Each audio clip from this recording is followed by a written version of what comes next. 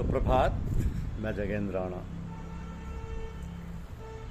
प्रेय मार्ग और श्रेय मार्ग ये हमारी आज की आध्यात्मिक चर्चा का विषय है। प्रेय मार्ग और श्रेय मार्ग। इंद्रायण का फल देखने में अति सुंदर होता है और खाने पर दस्त लगा देता है और मुंह कड़वा कर देता है। ऐसा ही ये प्रेय मार्ग है। उपनिषदें कहती हैं कि शुरू में तो बहुत खुला हुआ और मनोहर है, पर आगे इतना तंग और भयानक है कि जहाँ किसी प्रकार का भी आराम नहीं। इस पर चलने वाले पथिक तकलीफों के शिकार बनते हैं और हैरान व परेशान होते हैं। दूसरा श्रेय मार्ग है, जो कुछ देर तक संकीर्ण दिखाई देता है और आगे बहुत चौड़ा और सुहावना है। इसके मुसाफिरों को चाहे कुछ दिन कष्टों का सामना करना पड़े, पर आगे सुखी सुख है, ईश्वर दर्शन है, मुक्ति है। प्रेय मार्ग दुनिया की ओर जाता है और दुनिया में फंसाता है। श्रेय मार्ग आत्मा की ओर गया और इस पर चलने से कल्याण होता है, मुक्ति मिलती है, प्रभु का और अपने रूप का साक्षात्कार होता है, ब्रह्म ज्ञान मिलता है। प्रेय मार्ग शैतानी रास्ता है। इसमें आगे बड़े बड़े खड्डे हैं, भयानक जंगल जिनमें चोर, डाकू, बटमार छुपे रहते हैं और मुसाफिरों को लूट के नीचे पटक देते हैं, उन्हें तंग करते और मार डालते हैं। और श्रेय मार्ग देवताओं और सत्पुरुषों के चलने की राह है। इसमें अनेक प्रकार के सुख व आनंद हैं। जो इस राह पर चलता है अमर हो जाता है। जो बुरे कार्यों को त्याग देता है और किसी सच्चे संत के साथ हो लेता है, वही इस पर चल पाता है। फिर भी शैतान यहाँ भी सैकड़ों प्रलोभन देता है, बहकाता है, तंग करता है और रोड़े अटकाता है। और ये सब थोड़ी दूर तक ही करता है। जब वह जान जाता है कि वह अपने संकल्प में दृढ़ है कि मेरे धोखे में नहीं आने का, प्रचंड वायु का वेग भी उसे अपने इरादे से नहीं हटा सकता, तो उसका पीछा छोड़ देता है और फिर रास्ता उसके लिए साफ हो जाता है। अब कोई खटका नहीं। यूँ तो अंत समय तक भय रहता है, सांप आस्तीन में है, कहीं काट ना खाए। पर साधकों को शुरू में कई साल तक बहुत ही वीरता से इसके साथ युद्ध करना चाहिए। ये बड़े बड़े धोखे देता है, इनसे बचते हुए अपने काम में लगे रहना चाहिए। रास्ते में अकेला दुकेला राहगीर ही लूटा जाता है, उसे तंग किया जाता है। जो समूह के साथ है उनकी ओर कोई आंख उठाकर भी नहीं देख सकता। और यदि उस मंडली में शक्तिशाली पुरुष हों तब तो कहीं भी भय नहीं रहता। यही बात श्रेय मार्ग के चलने वालों पर लागू होती है। यदि निर्धाम तक पहुंचने की इच्छा है तो अपनी सोसाइटी बना के चलो। रास्ते की कठिनाइयों से बचने के लिए किसी अनुभवी महात्मा को साथ ले लो। वो तुम्हें भूल भुलैयाओं से बचाएगा और हर प्रकार से तुम्हारी रक्षा करेगा। जो लोग सत्पुरुषों के संग रहकर चलते हैं उन्हें भय नहीं रहता। उनके आत्मिक तेज के प्रताप से असुर दूर भाग जाते हैं और तुम्हारे लिए रास्ता सुगम कर जाते हैं। पर कुछ ना पूछो, ये लुटेरे यहाँ भी रूप बदल के आ घुसते हैं। वो संगियों को ऐसी ऐसी प्रेरणाएं करते हैं कि जिनके विषय में निर्णय करना साधक के लिए कठिन हो जाता है। वो नहीं समझ सकता कि ये बात मेरे हित की है या अहित की। जो लोग अपने इन विचारों को गुरु से विनय कर देते हैं उनको बचा लिया जाता है। शेष जो साथ छोड़ बैठते हैं वो मार्ग में ही भटक मरते हैं।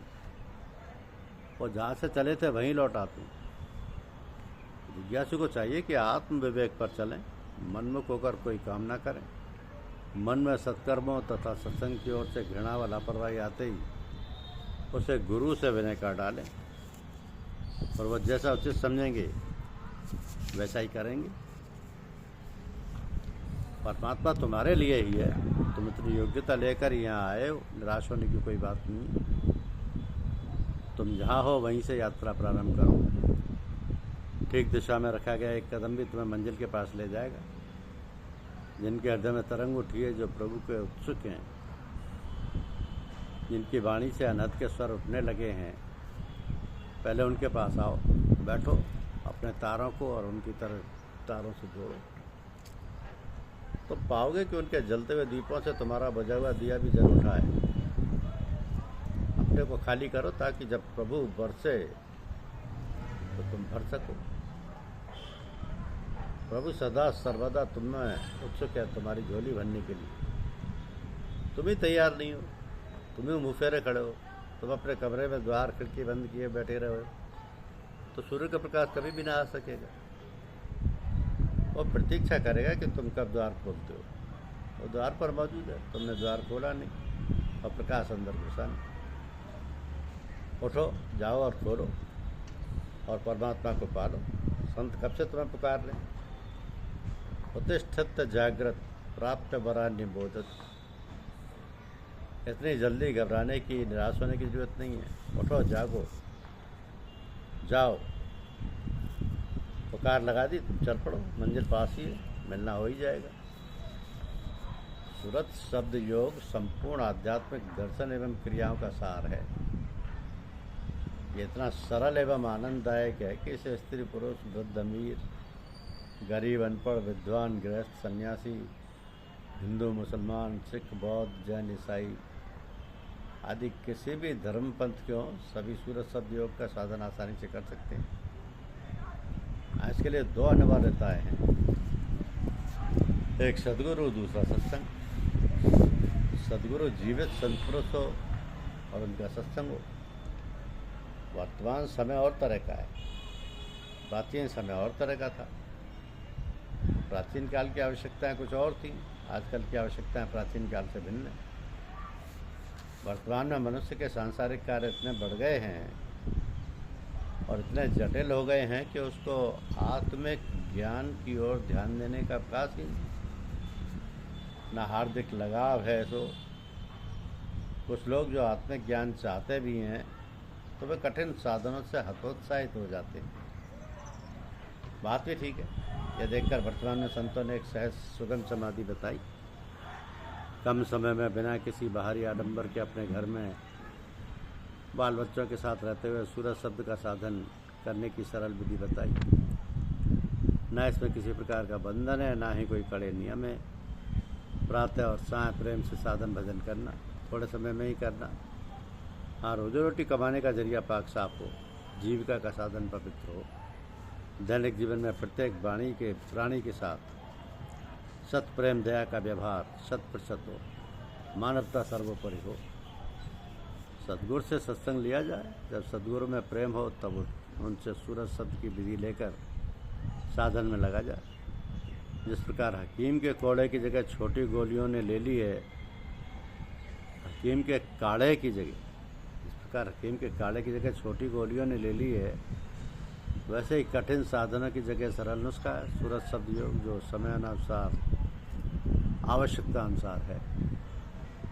तो योग विद्या का छुपा हुआ संस्कार जो अधिकारियों के चित्त में दबा हुआ पड़ा है, वह सब उनकी ओर आकर्षित करेगा।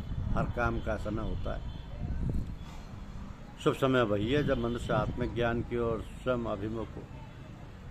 ये साधना ऐसे ही संस्कारी एवं अधिकारी व्यक्तियों के लिए है जिनमें सद्गुरु के प्रति प्रेम एवं मानवता के लिए प्रेम हो।